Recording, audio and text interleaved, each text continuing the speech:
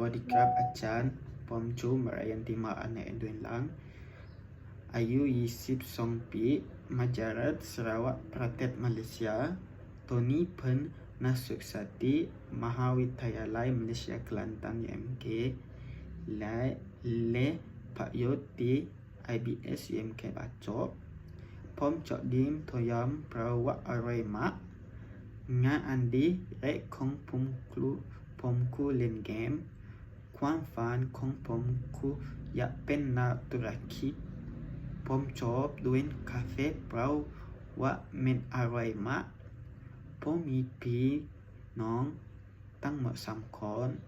ผมชอบซื้อของที่ร้าน7-Elevenที่ประเทศไทยเพราะว่ามีหมูขายแต่ของกลางแพงตัวอย่างเช่นรองโต๊ะคู่มีราคาประมาณ 1,000 บาทผมก็ชอบตลาดกลางคุณที่ประเทศไทยด้วยเพราะว่ามีของกินและบรรยากาศที่น่าสนใจ